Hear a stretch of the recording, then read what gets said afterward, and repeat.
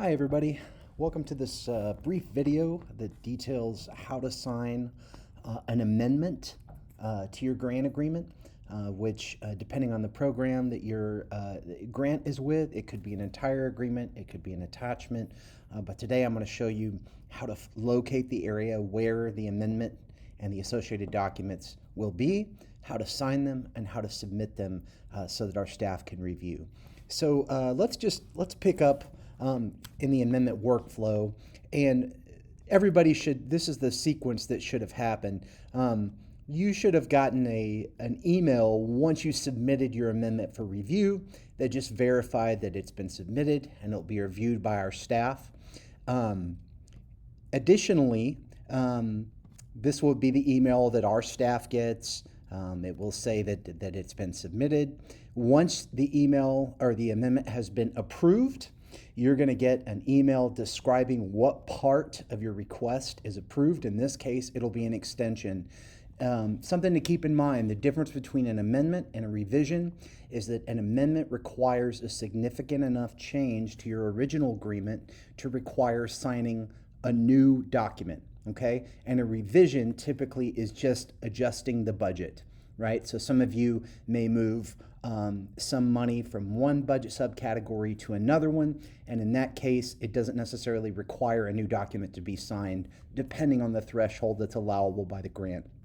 Okay, once this approval has been created, our staff will work to prepare a new grant agreement, and when that is ready for you to sign, you're going to get an email from the system like this one. It'll say Amended Grant Agreement Signatures Required.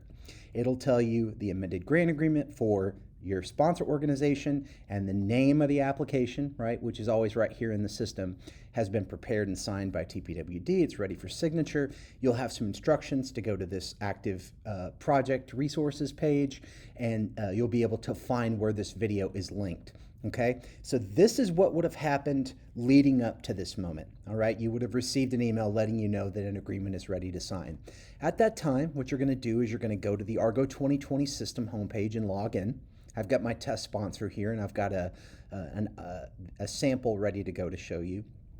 And in the system, when you have something to do, when there's an email that's been created for you, in most cases, you're going to have a task for it on your home screen. So in this case, we're going to look at the area that says My Tasks, and we're going to choose Open Tasks, okay? And now what we're looking for is a name of the application that matches the one in the email I received. Now, most of you are not going to have 10 things to do. This is my test account. But even if you did, this will tell you the project that the email is referring to. So if I look back at my email, I can see that this is Co-op 2020. It'll have my sponsor name, and then there'll be a random number here, 00070. And then back on my screen, I can see that this is Co-op 2020, City of Arlen, 00070. The telltale sign will be the status, and the status will say Amendment Sponsor Signatures Required. As long as those things line up, this is what I want, okay? So I'm going to click on this to access the Forms menu for my project, okay? When I pull this Forms menu up, I'm going to see all my original application documents. Again, I don't need to edit those anymore. Those are just for reference, okay? And then I'm going to see an area that says Grant Agreement. Now, this project has had several amendments, okay? And you may be asking, well, how do you know which one you want to sign, right? All of the times that you've signed a grant agreement or an amendment are cataloged here if you have multiple ones that you've signed, okay? You'll always have a link to your original agreement if you'd like to look at it, and then there'll be a link to all of the dated amendments that come after that. In this case, today is August the 5th, 2021, so what I know is this is the one that's waiting for me today, okay? It will always be the last one in the sequence. So what I'll do is I'll click here, okay? And that will bring up the link to the agreement that I'm going to sign today. All right. I'll know that it's the one that I'm going to sign today if the save button is available. Okay. Also, I'll notice here that this reaffirms that I'm looking at the 4th version of the agreement signatures form. That's why it says 4, and it's from today, 8/5/2021. Okay. If I happen to be on a different one, if I click the wrong form and I'm looking at an old agreement, right? That save button's not there. That's my telltale sign. I can't amend something that I've already signed before. This would be the second amendment that I signed. If there had been, this is a test case, so it's not here, but if I had uploaded something at one time, it would be here.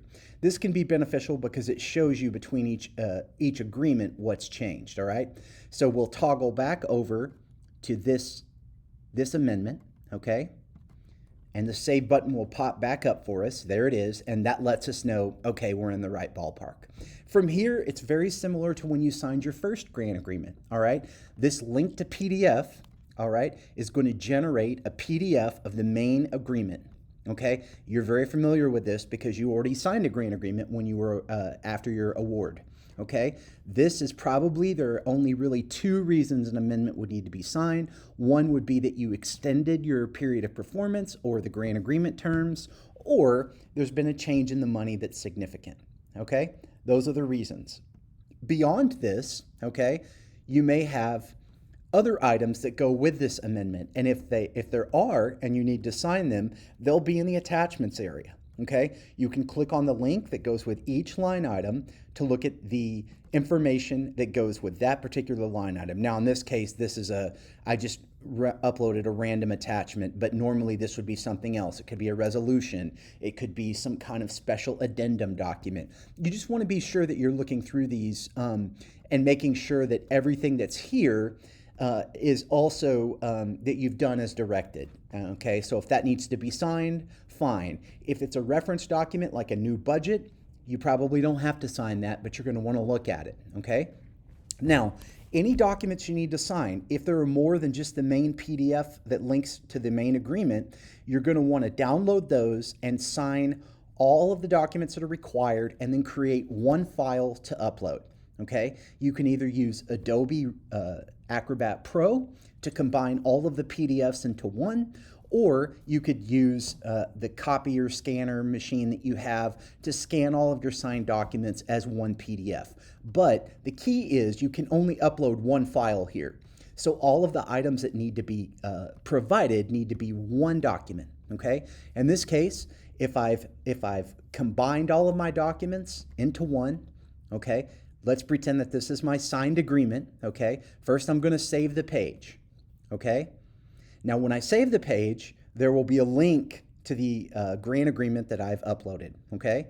And I'll know that because you can see under this Choose File area, there's now a link. It says who uploaded it and what day it is, okay? Once this is done, there's one more step to this process, and that is to simply status change this so that our reviewers are notified that this grant agreement has been provided and it's ready for us to review, okay? And the way that we do that is we're going to hover over the status changes area, okay? We're going to see amendment signature review, and we're going to choose apply status, okay? Now, there's two ways that we know that works. The first way is we no longer have any status to change this into because that's the only thing that we can do as a sponsor, all right? The second way to know is there's this little details button right here. If we expand that and look at the current status, it's now an amendment signature review. This is where our team reviews the documents to make sure that you've provided the correct item, okay? That's all that you need to do, all right? If you've provided something incorrectly, all right, our team is going to change this back into the stage that it was at before, which is sponsor signatures required, all right?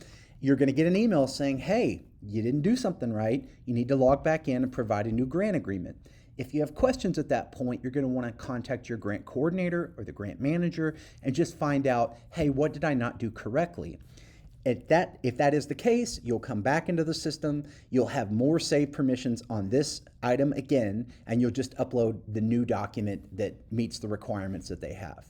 But at this point, you've submitted the signed amendment, and once it's approved, you'll get an email saying this has been approved, and it will move back into the active project stage. And that is how you sign your amended grant agreement. As always, you can contact our office if you have any questions at rec.grants@tpwd.texas.gov, or you can call us at 512-389-8224.